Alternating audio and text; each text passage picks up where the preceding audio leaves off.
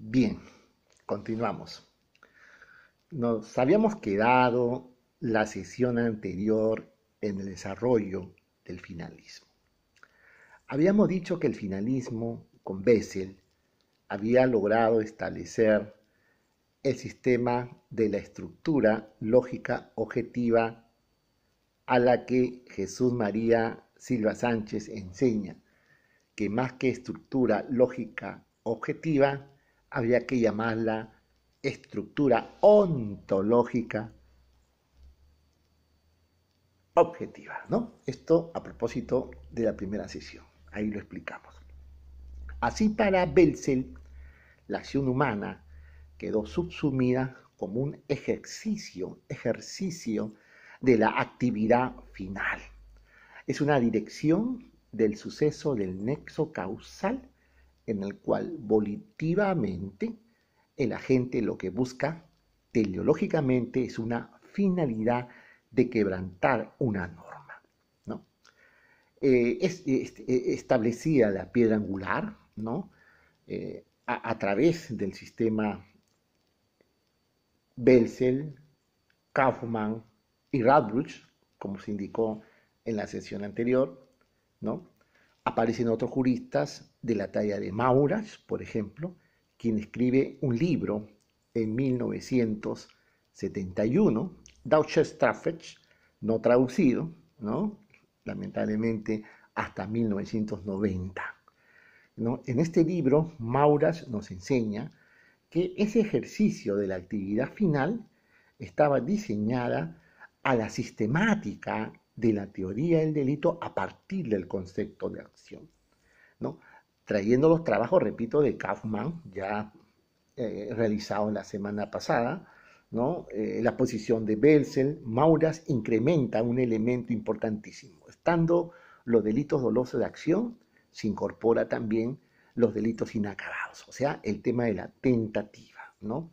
El dolo necesariamente tiene que ser un elemento del injusto, como lo dijimos en la sesión anterior.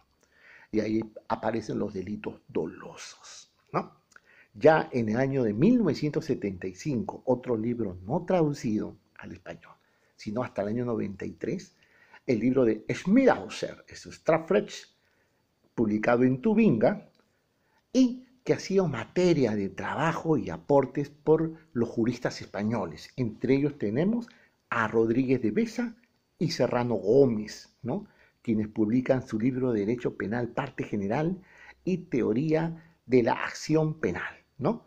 En Dickens, Madrid, 1992, ¿no? Más o menos todo por el año en que se publicaba el Código Penal peruano en 1991.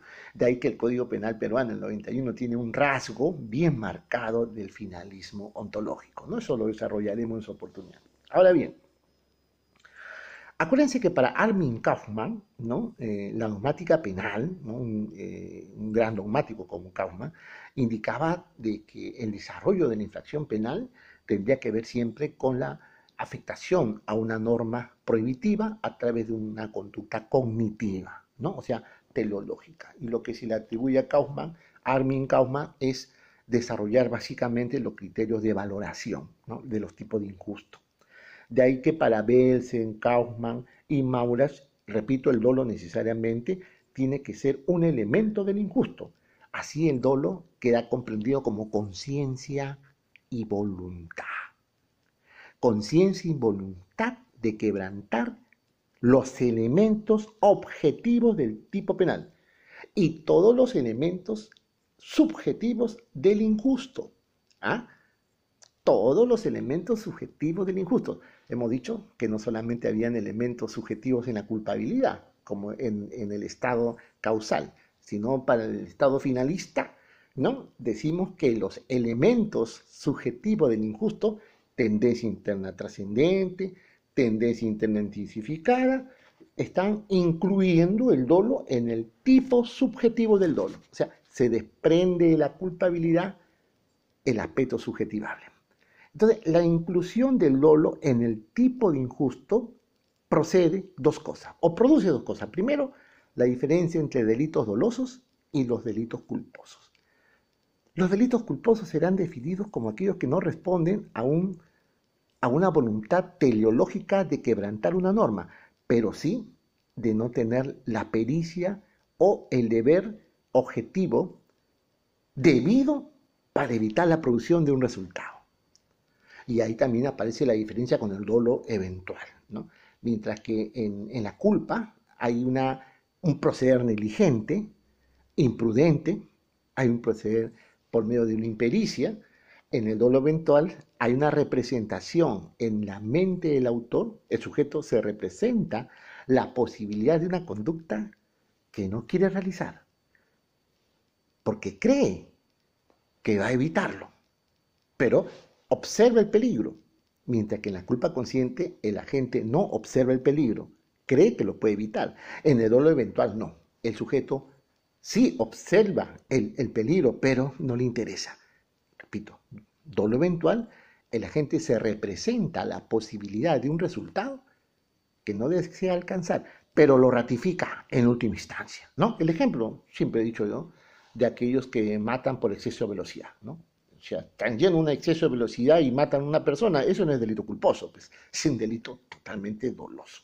Pues bien, así nace la concepción personal del injusto de los delitos dolosos de acción y de resultado. En los delitos dolosos de acción están el modo, la forma y las circunstancias de la realización del injusto penal. Artículo 45 del Código Penal, ¿no? Por eso les digo que el Código Penal del 91 tenía un rasgo bastante finalista, ¿no? Y también quedan los elementos subjetivos del injusto, o sea, la infracción de los delitos de injusto penal, ¿no? Y los delitos culposos por infracción al deber de cuidado.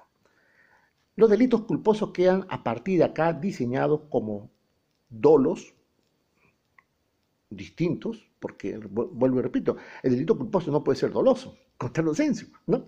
O sea, desde allí la inobservancia de un deber de cuidado, la inobservancia objetiva de la infracción de una norma, delitos culposos, inobservancia.